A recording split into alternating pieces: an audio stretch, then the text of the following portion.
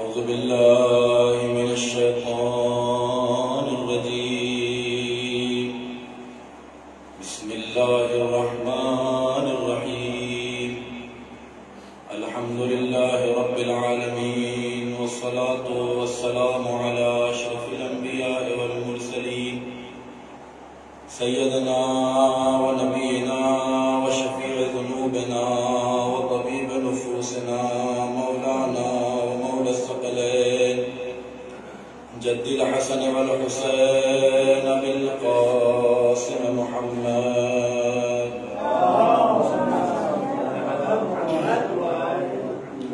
وعلى آله الطيبين الطاهرين المعصومين المظلومين ولعنة الله على أعدائهم أجمعين من الآن إلى قيام يوم الدين. أما بعد فقد قال إمام الحسين عليه السلام إني لم أخرج أشرا ولا بطرا ولا مفسدا بل خرجت لطلب إصلاح أمة جدي صلوات على محمد عزیزان گرامی، قبل اس کے معروضات آپ کے سامنے عرض کروں. ایک مرتبہ سورہ فاتحہ اور 3 مرتبہ سورہ توحید کی تلاوت فرما کر ساجدہ غلام عباس مرحومہ، مرحوم عارف انیس، مرحوم حنیف شیر علی اور جملہ مومنین و مومنات خصوصاً جو اس حسینیہ کے حصہ میں شامل ہوئے ان تمام کی روحوں کو بخش.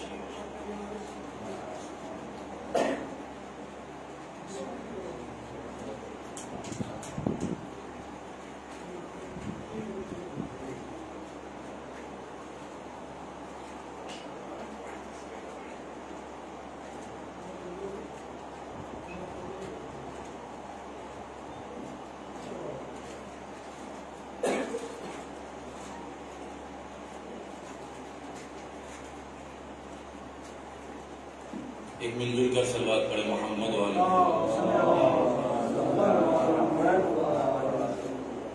عزیزان گرامی، محترم اور معزز سامعین کرام، طلاب ذوی الاحترام،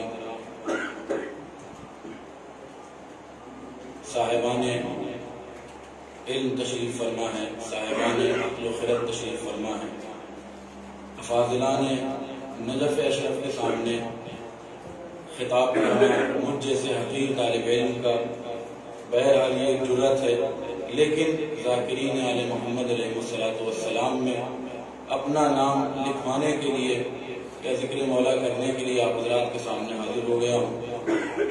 لیکن اصلاح مورد نظر ہے. انشاءاللہ اگر کسی بات سے نااتفاقی ہو یا کوئی بات غلط بولنا ہو تو انشاءاللہ اصلاح فرمائیں گے. ایک صلوات پڑھیں محمد و محمد.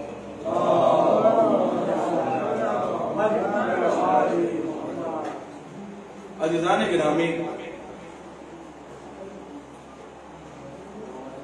نہ صرف یہ کہ طلاب علوم دنیا بلکہ ہر صاحب عقل و خرد،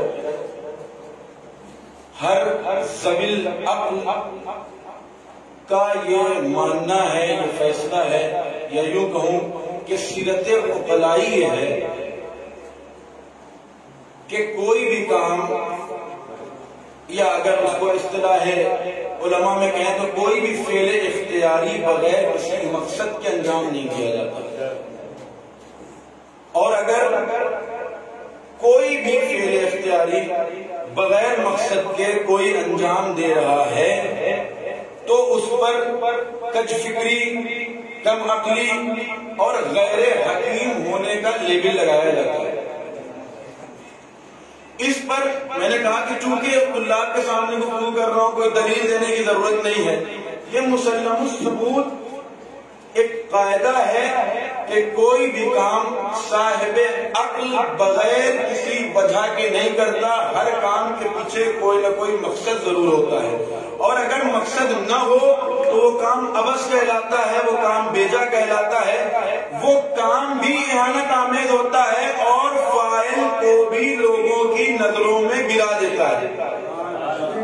اگر یہ بات مسلم الثبوت ہے، اس پر دلیل کی ضرورت نہیں ہے، تو بس اسی قاعدہ کلیہ سے سہارا لیتے ہوئے اپنی بات کو آپ کے سامنے پیش کروں کہ جب ایک عام آدمی، ایک صاحب عقل انسان جو غیر معصوم ہے، اگر وہ کوئی کام بغیر مقصد کے انجام دے تو اسے کم عقل کہا جاتا ہے، عبث کہا جاتا ہے، کام کرنے والے کو عابث کہا جاتا ہے۔ تو بھائیان گرامی، تو کیسے ممکن ہے کہ جو جانشین محمد مصطفیٰ ہو، جو جانشین علی مرتضیٰ ہو، جو عقل کل ہو، وہ کوئی کام کرے اور اس کے پیچھے کوئی مقصد نہ ہو؟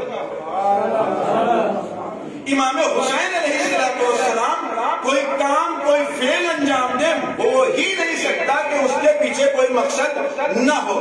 سوال یہ پیدا ہوتا ہے کہ اگر مولا بغیر مقصد کے کوئی کام انجام نہیں دے سکتے، یہ بات عقلوں میں نہیں سماتی، تو مولا نے مدینہ چھوڑا کیوں اور اپنے نانا کے چہیتے وطن کو ترک کیوں کیا؟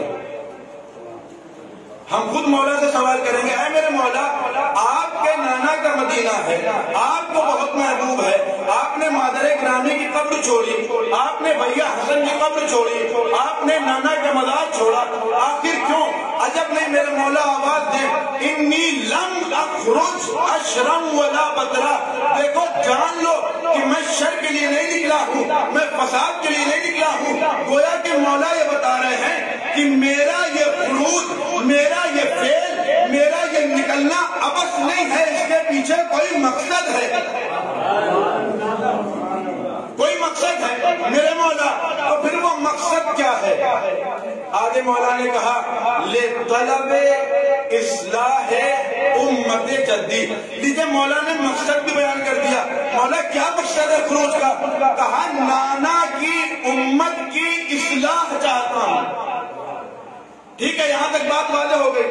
اب مجھے آپ کے سامنے جو میں خطاب کر رہا ہوں، لہذا یہ بات کرنا عین واجب ہے کہ مولا نے کلام کیا ہے، اور کلام امام کلاموں کا امام ہوتا ہے۔ یہ مقولہ ہے علماء کے درمیان کے کلام الامام امام الکلام، یہ آپ سب کے نظروں میں اوضاع ہے۔ تو جب مولا نے یہ کلام کیا ہے تو مولا چونکہ قرآن ناطق ہے، جس طریقے سے قرآن صامت میں کوئی ایک زیر زبر بھی عبث نہیں ہوتا، اسی طریقے سے قرآن ناطق کے کلام میں بھی کوئی لفظ عبث نہیں ہوگا، عبث نہیں ہوگا۔ مولا نے لفظ اصلاح کا استعمال کیا۔ بہت زیادہ دیر آپ کو زحمت نہیں دینا، بس تھوڑی دیر متوجہ رہیں، انشاءاللہ بہت جلدی ختم دعا ہے۔ مولا نے کیا کہا؟ اصلاح کے لیے نکلا ہوں، لفظ اصلاح کا استعمال کیا ہے۔ آخر اصلاح کب کی جاتی ہے؟ بات تو واضح کرنے کے لیے جب کسی شے کا وجود ہو اور اس میں نقص پایا جاتا ہو، تب ہم کہتے ہیں کہ اس کی اصلاح کی جائے گی۔ مثال کے طور پر ہم کسی انجینئر کے پاس گئے، کسی مہندس کے پاس گئے، اور جانے کے بعد اس سے کہا بھیا اے سی صحیح کر دو، جبکہ ہمارے ہاتھوں میں نہ اے سی تھی نہ میں لے کے گیا۔ تو وہ مہندس کہے گا تمہارا وہ شے کہاں ہے کہ جس کی میں اصلاح کروں؟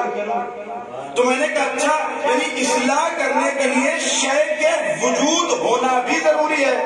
اس نے کہا بے شک، ورنہ اصلاح کیسے کروں گا؟ میں نے کہا ٹھیک ہے رکو۔ میں گیا مارکیٹ، نئی اے سی خریدی اور 4 ٹن کی اے سی لا کے سامنے رکھی۔ میں نے کہا قبلہ اب آپ مہندس ہیں، اس کی اصلاح کیجئے۔ اس نے کہا آپ کی عقل میں تالے پڑے ہوئے ہیں کیا؟ یہ آپ نئی اے سی لائے ہیں، شے کا وجود ہے لیکن اس میں کوئی نقص موجود نہیں ہے، اور جب نقص نہیں ہے تو میں اصلاح کیا کروں؟ تو میں نے کہا اچھا، یہ بات بھی پتہ چل گئی کہ اصلاح تب ہوتی ہے جب کوئی شے موجود ہو لیکن ناقص ہو۔ اس مثال سے ایک بات اور واضح ہوئی کہ اگر شے کا وجود نہ ہو تو وہاں اصلاح نہیں کیا جاتا بلکہ شے کا قیام کیا جاتا ہے۔ اب میں مولا سے سوال کروں گا، اگر یہ چھوٹی سی تمہید واضح ہو گئی کہ کوئی شے ہو اس میں نقص پایا جاتا ہو تب اصلاح کی گنجائش ہے، میں کہوں گا مولا آپ کس چیز کی اصلاح کے لیے نکلے ہیں؟ یہ تو امت محمد ہے، نمازیں یہ پڑھ رہے ہیں، روزے یہ رکھ رہے ہیں، حج یہ کر رہے ہیں،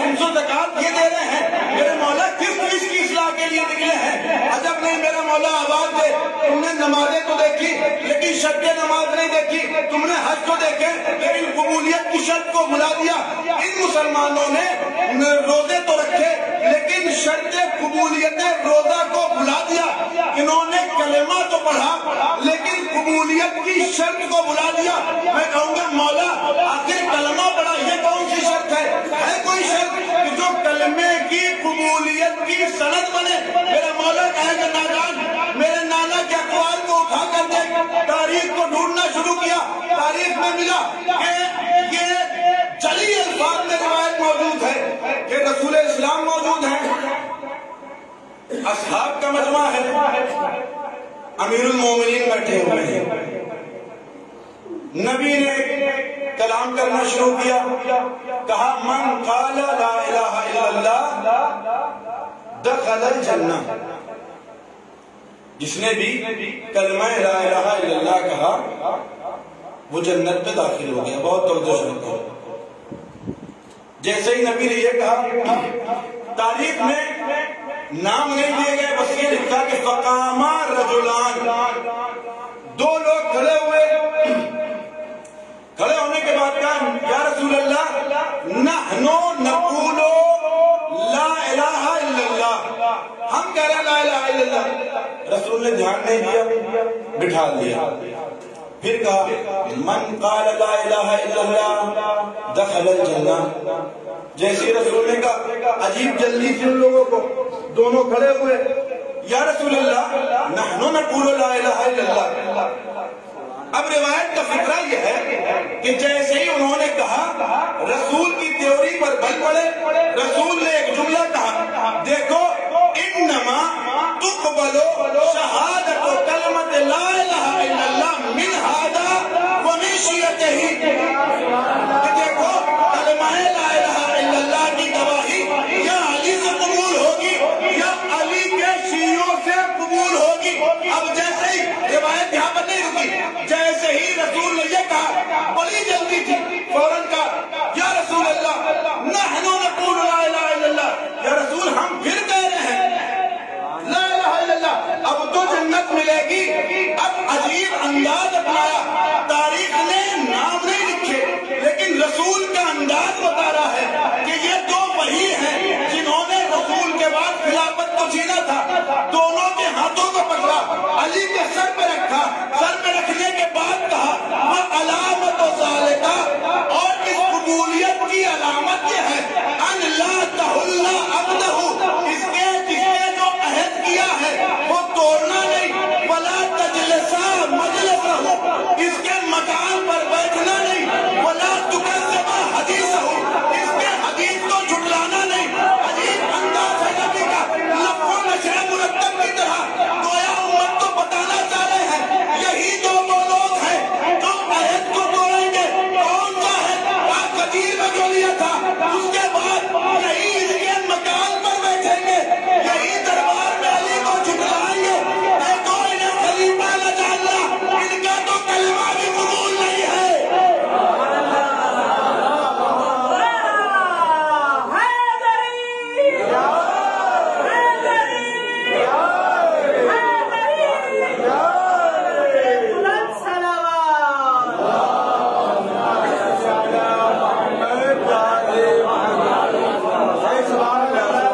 ان کا تو کلمہ بھی قابل قبول نہیں ہے، لہذا مولا حسین علیہ السلام نے کہا دیکھو شرط قبولیت کلمہ یہ ہے کہ تم علی کی ولایت کو مانتے ہو، علی کے شیعوں سے محبت کرتے ہو۔ گویا کہ مولا حسین علیہ السلام کہنا یہ چاہ رہے ہیں مسلمانوں نے نماز پڑھی لیکن نماز کی روح کو بھلا دیا، روزے رکھے روزے کی شرط کو بھلا دیا، حج ادا کیا حج کی شرط کو بھلا دیا۔ گویا کے جملوں کو سمیٹ کر یوں کہوں ان کے یہاں مجسمہ عبادت تو پایا جاتا ہے لیکن اس میں ولایت علی کی روح موجود نہیں ہے، لہذا ان کی عبادت قابل قبول نہیں ہے۔ اب جب ان کی عبادت قابل قبول نہیں ہے، اب مولا نے ایک مقام پر اور کہا، جب مولا مکے سے نکل رہے ہیں حج کو عمرے سے تبدیل کر کے، مولا نے اسی بات کو واضح کرنے کے لیے دیکھو ان کی عبادتیں جو ہیں وہ کسی لائق نہیں ہے. ایک جملہ کہا رضا اللہ رضانا اہل البیت. چلیے الفاظ میں تاریخ نے لکھا کہ ہماری رضا اللہ کی رضا میں ہے. یہ تو تھا بندے کا اپنے اللہ کے لیے دعویٰ کہ ہماری رضا اللہ کی رضا میں ہے. محبت ایک طرفہ نہیں ہوگی. محبت تب ہوگی جب دونوں جانب سے محبت کا تقاضا ہو رہا ہو. ادھر مولا حسین نے کہا کہ ہماری رضا اللہ کی رضا میں ہے اور عمل کر کے بتایا. جب عمل ایسے کیا کہ پروردگار نے راضیتم مرضیہ کا لیبل لگا کر بتایا کہ وہ حسین ہے جو صرف مجھ سے راضی نہیں ہے بلکہ میں بھی اس سے راضی ہوں. میں بھی اس سے راضی ہوں. اور جب میں اس سے راضی ہوں تو تمہیں ضرورت اس بات کی ہے کہ بغیر اس کے ہم تک آنے کی کوشش نہ کرنا. بغیر اس کے کوئی عبادت نہ کرنا. لاکھ سجدوں پہ سجدے کیے جائیے, لاکھ قرآن دھو کر پیے جائیے, شرط کچھ اور ہے بندگی کے لیے. وہ شرط کیا ہے؟ وہ شرط ہے مودت اہل بیت. وہ شرط ہے اہل بیت علیہ السلام کی محبت. اب عزیزان گرامی, اسی کانسیپٹ کو تھوڑا اور واضح کرنے کے لیے مولا عباس علیہ السلام نے ایک جملہ کہا تھا. کیا واضح کرنا ہے کہ بغیر ان کی محبت کے آپ چاہے جتنا کلمہ پڑھ لے, چاہے جتنی تسبیحیں پڑھ لے, چاہے جتنی نمازیں پڑھ لے, یہ نمازیں آپ کے منہ میں مار دی جائیں گی. کہاں دلیل کیا ہے؟ کہاں دلیل دیکھنا ہے. آؤ, امام حسین مکے سے نکل رہے ہیں. مولا عباس نے اجازت چاہی, مولا کچھ کلام کر لینے دیں. مولا بام کعبہ پر گئے. مولا عباس نے ایک جملہ کہا, الحمدللہ الذی شرف ھذا بقدوم ابی ہے, کہ تمام تعریفیں اس پروردگار کے لیے کہ جس نے اس کعبے کو حسین کے بابا کے قدموں کے ذریعے شرف بخشا. اب یہ جملہ ہے نا, میں کہوں گا کہ اے مسلمانوں, یہ کعبہ مشرف نہ ہوتا اگر علی کے قدم مبارک نہ پڑے ہوتے تو تمہاری عبادتیں کیسے قبول ہو جائیں گی؟ دیکھیں, یہ جو خطبہ ہے مولا عباس علیہ السلام ہے, اس کے بارے میں اختلاف ہے. اور لوگ کہتے ہیں کہ بعض علماء کہتے ہیں کہ یہ سند ضعیف ہے اور بعض کہتے ہیں صحیح ہے. خطیب البغدادی میں یہ خطبہ صفحہ نمبر 45 یا 46 پر لکھا ہوا ہے. لیکن میں اس لیے پڑھ رہا ہوں سند کے, اگرچہ مان بھی لیا کہ سند ضعیف ہے, اس لیے پڑھ رہا ہوں کیونکہ اس میں جتنے مطالب بیان کیے گئے ہیں سب کے سب بالکل صحیح ہے, اس میں کوئی نقص نہیں پائے گا. ہاں بس ایک چیز اگر نہ ہوا تو ایک چیز لازم آئے گی کہ مولا عباس سے منسوب کیا گیا. بس باقی کلام جو ہے وہ وہی ہے جو واقعاً اہل بیت علیہ السلام میں فضائل و کمالات پائے جاتے ہیں. اب میرے مولا نے کہا الحمدللہ الذی شرف ھذا بقدوم ابی ہے, یہ کعبہ وہ ہے جو حسین کے بابا کے قدموں کے ذریعے شرفیاب ہوا. من کانا بالامس بیتن اصبح قبلتن, جو کل تک صرف گھر تھا وہ آج قبلہ ہو گیا, وہ آج قبلہ ہو گیا. اب مجھے اپنی دلیل پیش کرنی ہے نا. اب مولا عباس کہتے ہیں یا ایھا الکفرۃ الفجرہ, ذوی العقول موجود ہیں, طلاب کرام موجود ہیں. ایک بات بتائیے ایمان سے, آپ کسی مسجد میں جائیں, کوئی شخص نماز پڑھ رہا ہو, آپ کی یا میرے اندر دم ہے کہ میں اس کو نماز پڑھتے ہوئے دیکھنے کے بعد کہوں وہ کافر, وہ فاجر. مسجد میں جتنے لوگ ہوں گے وہ کہیں گے تم نے کیسے کہہ دیا کافر؟ کیا اس کی نماز اس کے اسلام پر دلیل نہیں ہے؟ اگر کوئی نماز پڑھ رہا ہو تو یہی لوگ ہیں نا, آپ کافر نہیں کہہ سکتے. کیوں؟ اس نے نماز پڑھ بول رہا ہے، اس کا نماز پڑھنا اس بات پر دلیل ہے کہ وہ کلمہ لا الہ الا اللہ پڑھے ہوئے ہے، اسلام کا ماننے والا ہے۔ سوال یہ پیدا ہوتا ہے علی کے لال نے یہ کافر و فاجر کا جملہ کس کے لیے استعمال کیا؟ طواف کرتے ہوئے حاجیوں کے لیے، یہی تو تھے نا۔ اچھا اگر طواف کرنے والے نہ تھے تو مکے میں جتنے لوگ تھے مسلمان ہی موجود تھے، نبی کے امتی موجود تھے۔ اے مولا پاک نے کہا اے کافروں، اے فاجروں، میں کہوں گا مولا یہ تو حج کر رہے ہیں، یہ تو احرام باندھے ہوئے ہیں، یہ تو کعبے کا طواف کر رہے ہیں، کیا یہ مسلمان نہیں ہے؟ عجب نے میرے مولا آواز دے، تم نے ان کے لباس ظاہری کو دیکھا، میں ان کے باطن کو دیکھ رہا ہوں۔ ان کے یہاں جسموں میں لباس اسلام تو موجود ہے لیکن قلب میں روح ایمان موجود نہیں ہے۔ صلوات پڑھو محمد وعلی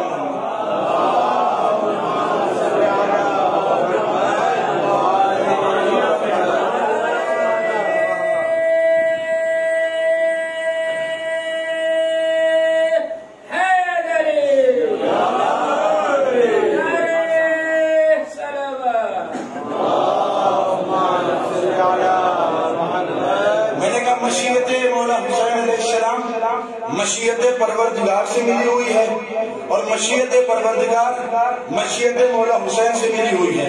یہ وہی چاہتے ہیں جو وہ چاہتا ہے، وہ وہی چاہتا ہے جو یہ چاہتے ہیں۔ میرے مولا نے کیا کہا؟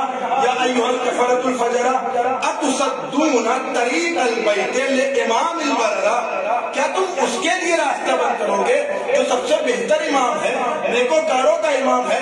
اب میرے مولا نے ایک عجیب و غریب جملہ کہا اور آپ کے ذوق کے مطابق یہ کلمہ ادا کر رہا ہوں۔ لولا حکم اللہ الجلیہ واسرارہ العلیہ واختبارہ الجلیہ لطار البیت الیہ قبل ان یمشی لدیہ۔ کہ اے مسلمانوں سنو، اگر اللہ کی حکمت نہ ہوتی، میرے مولا کی مشیت نہ ہوتی تو میرا مولا قبل اس کے کہ کعبے تک پہنچتا، کعبہ خود ان کے قدموں میں جا گرتا۔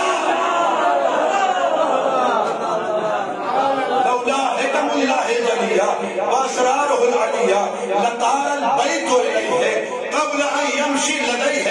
اس کے بعد میرے مولا نے ایک جملہ کہا لولا مشیت مولائی، عجیب و غریب انداز ہے میرے مولا عباس کا، لولا مشیت مولائی مجبولۃ من مشیت الرحمن لبقات علیکم کالصقر الغضبان علی عصافیر الطیران۔ اگر میرے مولا کی مشیت مجھے حکم نہ دے دیتی نا تو تم پر ایسے ہی ٹوٹ پڑتا جیسے اڑتی ہوئی چڑیوں پر باز ٹوٹ پڑتا ہے۔ تم ہمیں ڈرا رہے ہو، تمہاری اوقات کیا ہے؟ تم ہمیں ڈراؤ گے؟ تخوفون قوما یلعبون بالموت فی الطفولیہ کیف کان بالرجولیہ۔ تم اس قوم کو ڈراؤ گے جو اپنے بچپنے میں موت سے کھیلا کرتی تھی، اس کی مردانگی میں اس کا عالم کیا ہوگا؟ اور وضاحت کی ضرورت نہیں ہے، طلاب کرام کے سامنے پڑھ رہا ہوں۔ لہذا مولا نے کہا تخوفون قوما یلعبون بالموت فی الطفولیہ فکیف کان بالرجولیہ۔ میرے مولا کہتے ہیں ہیہات فانظروا ثم انظروا، غور کرو پھر غور کرو، فی من شارب الخمر ومن صاحب حوض والکوثر۔ تم کس کا ساتھ دے رہے ہو؟ اب دیکھو تو صحیح، کہاں وہ شراب پینے والا ہے، کہاں وہ شراب میں ڈبکی لگائے ہوئے ہے، اور کہاں وہ حوض کوثر کے مالک کا بیٹا ہے۔ اس کے بعد میرے مولا کہتے ہیں کہ کہاں وہ جو نجاستوں کے گھروندے میں پلا بڑھا، کہاں وہ جو آیہ تطہیر کا مصداق بنا۔ اس کے بعد ایک آخری جملہ مولا عباس کا، اس کے بعد اپنے مطلب کو آگے بڑھانا ہے۔ مولا کہتے ہیں انتم قد وقعتم فی الغلطۃ، تمہیں غلط فہمی ہوئی ہے۔ عجیب و غریب انداز ہے، میں بس صلوات پڑھ محمد علی محمد۔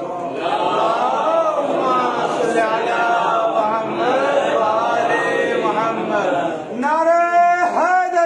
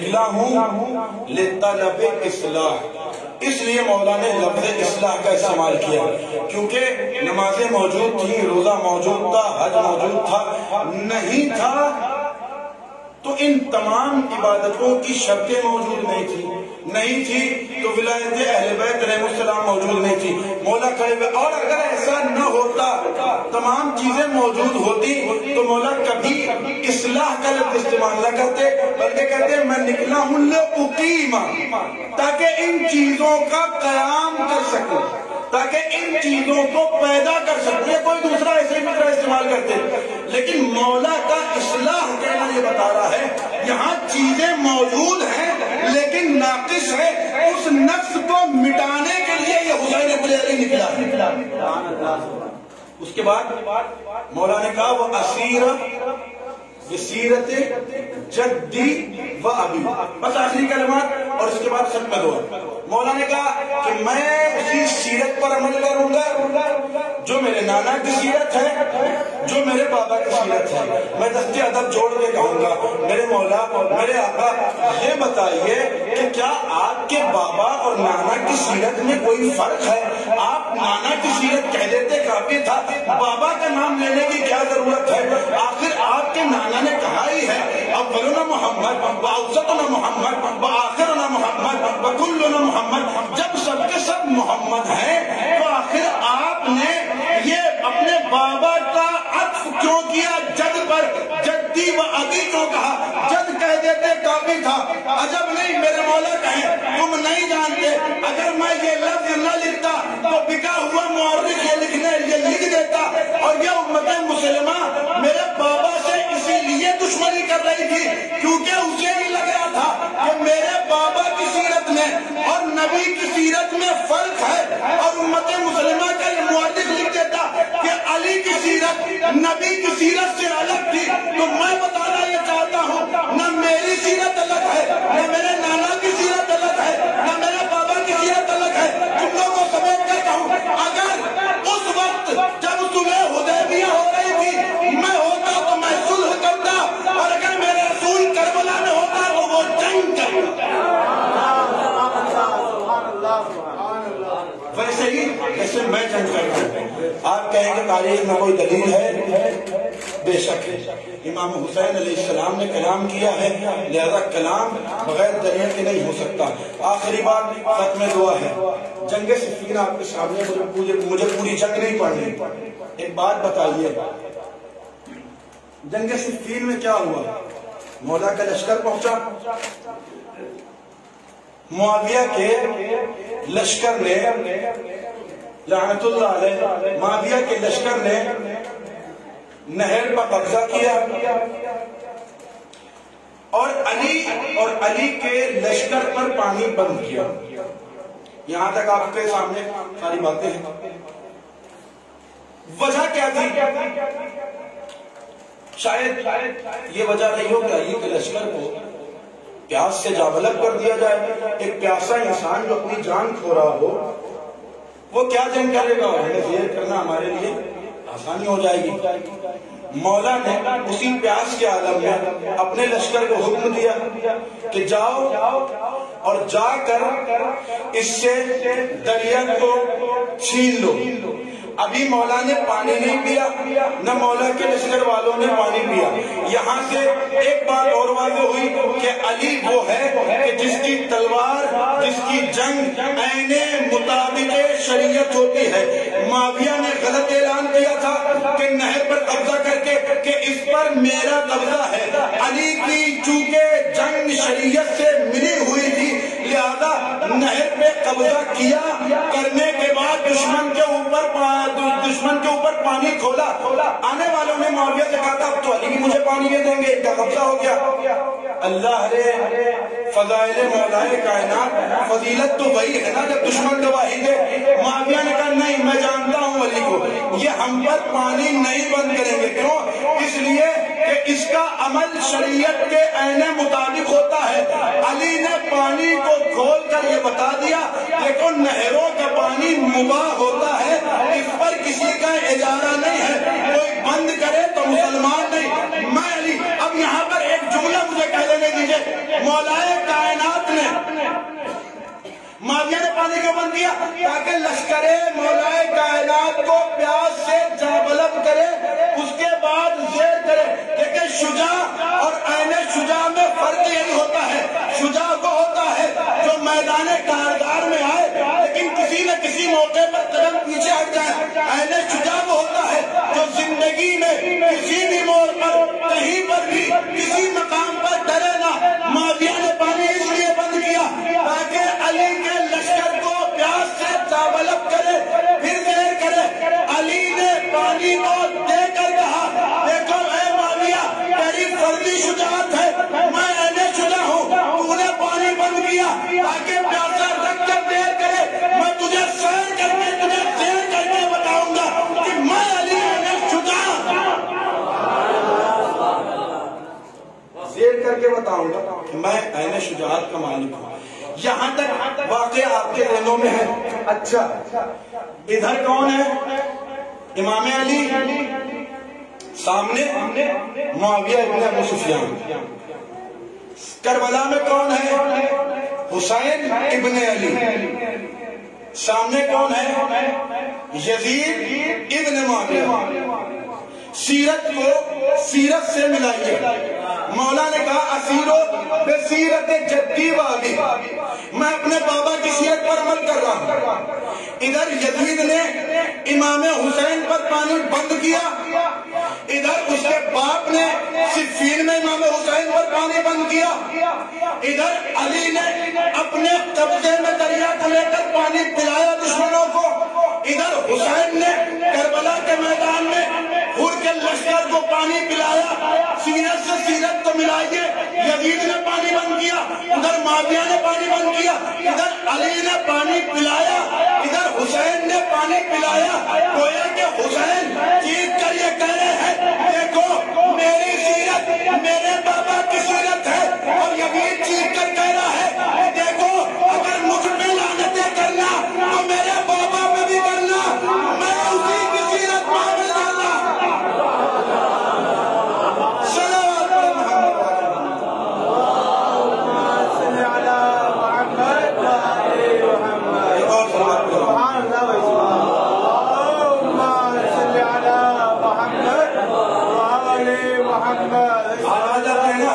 معاویہ کے ماننے والے نہیں معاویہ لعنتی نہیں ہو سکتا.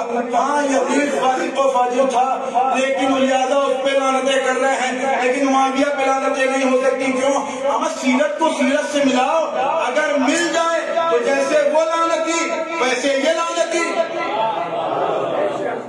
لہذا مولا حسین نے کہا وہ اسیر بسیرت جدی و ابی، میرا ایک ایک قدم، میرا ایک ایک فعل میرے نانا کی سیرت ہوگا اور میرے بابا کی سیرت ہوگی. اور یاد رکھو اگر اس مقام پر جہاں پر میں ہوں میرے نانا ہوتے تو وہ بھی جنگ کرتے، اور اس مقام پر جہاں صلح حدیبیہ ہوئی میں ہوتا تو میں بھی صلح کرتا. ہاں عزیزانہ نے مظلوم کربلا میں نے ختم کیا آپ کی رحمت کو. امام حسین علیہ السلام نے مقصد واضح کیا کہ میں نکلا ہوں اپنے نانا کی امت کی اصلاح کے لیے. میری سیرت وہی ہوگی جو میرے نانا کی سیرت تھی، جو میرے بابا کی سیرت تھی. اسی سیرت کو کربلا ایسی درسگاہ ہے کہ اگر ہم اور آپ مل کر سوچیں غور کریں تو مولا حسین علیہ السلام کی پوری زندگی ایک طرف اور کربلا کے یہ 9 روز ایک طرف. ان 9 دنوں میں کوئی ایسا پہلو نہیں ہے انسانیت کا جو مولا حسین نے جس کا درس نہ دیا ہو. بھائی کے ساتھ کیسے رہنا ہے یہ کربلا میں بتایا، غلاموں کے ساتھ کیسا برتاؤ کرنا ہے یہ کربلا میں بتایا، بیٹوں کے ساتھ کیسا برتاؤ کرنا ہے یہ کربلا میں بتایا، بہن کے ساتھ کیسا سلوک کرنا ہے یہ کربلا میں بتایا، دشمن کے ساتھ کیسا سلوک کرنا ہے یہ کربلا میں بتایا. اور آیا تھا دشمن بن کر، لیکن امام حسین کی اس سیرت سے جو نانا کی سیرت کے عین مطابق تھی دیکھ کر اس کشتی میں سوار ہوا اس کو کشتی نجات کہا جاتا ہے۔ بس عزیزان گرامی، میں نے ختم کیا آپ کی زحمت۔ آج 2 محرم ہے، ہم اور آپ مسلسل مصائب مولا حسین علیہ السلام سن رہے ہیں، گریہ وزاری کر رہے ہیں۔ بی بی سیدہ کو ان کے لال کا پرسہ دے رہے ہیں۔ کیوں؟ اس لیے کہ علماء سے سنا ہے کہ کوئی مجالس میں آئے نہ آئے، بی بی سیدہ ضرور آتی ہیں۔ اور بعض لوگوں سے، ذاکرین سے بھی سنا ہے 3 بیویاں ضرور آتی ہیں، بی بی سکینہ، جناب زینب اور بی بی زہرا سلام اللہ علیہ۔ جناب سکینہ جب اپنے بابا کے اوپر لوگوں کو اس طریقے سے روتا دیکھتی ہیں تو بڑی مظلومیت سے سوال کرتی ہیں، پھوپھی اماں یہ رونے والے کون ہیں؟ بی بی کہتی ہیں تمہارے بابا کے چاہنے والے ہیں۔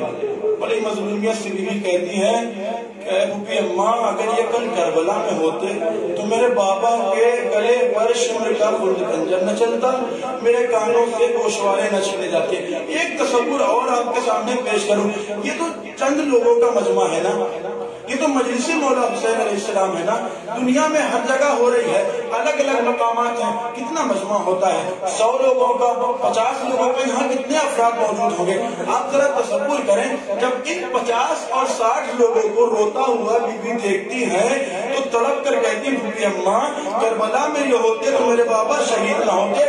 آپ ذرا تصور کریں کہ کربلا میں مولا کی زری کے پاس جب کروڑوں کا مجمع اپنے ہاتھوں کو اٹھا کر لبیک یا حسین کہتا ہوگا تو جناب سکینہ تڑپ کے کہتی ہوگی اے پھوپھی اماں، اگر یہ ہاتھ کل ہوتے میرے چچا کے معمول قلم ہوتے۔ جزاکم اللہ خیر الجزا۔ خدا آپ کو کوئی غم نہ دے سوائے غم آل محمد کی۔ یہ کوئی لفاظی نہیں ہے دانے گرامی کہ بی بی آتی ہے، معصوم آتے نہیں، باقاعدہ روایات میں نے خود پڑھا ہے کہ کوئی آئے نہ آئے بی بی سیدہ ضرور آتی ہے۔ آپ کے سامنے دلیل پیش کروں، کتاب کا نام ہے ثمرات الاواد، رائٹر ہے علی ہاشمی، اس میں ایک عجیب و غریب روایت ملی، چھٹے امام علیہ السلام کے ایک صحابی ہیں کہ جن کا نام فضیل ہے۔ ان کا روز کا دستور یہ ہے کہ امام سے ملنے ضرور جاتے ہیں، امام کی زیارت ضرور کرتے ہیں۔ روایت کہتی ہے کہ جناب فضیل کا دستور یہ تھا کہ اپنے مولا کی زیارت کے لیے روزانہ جایا کرتے تھے، لیکن ایک دن وہ آیا کہ جناب فضیل مولا کی زیارت کو نہ گئے۔ جب دوسرے دن ملاقات ہوئی، میرے مولا نے کہا فضیل تم روزانہ میری زیارت کو آتے تھے، کل کیوں نہیں آئے؟ اے فضیل مجھے معلوم ہے تم نے اپنے گھر میں میرے جد کی مجلس رکھی تھی، اے فضیل تم نے مجھے نہیں بلایا۔ فضیل شرمندہ ہو گئے، ہاتھوں کو جوڑ کر کھڑے ہو گئے۔ میرے مولا نے پھر کہا فضیل کیا تمہیں معلوم ہے میں بھی مجلس میں موجود تھا؟ فضیل کہتے مولا میں نے آپ کو نہیں دیکھا۔ کہا فضیل جب تمہارے گھر میں مجلس کا آغاز ہوا میں نے کالا لباس پہنا، وہاں پر جا کر بیٹھ گیا جہاں رونے والوں کی جوتیاں رکھی ہوتی۔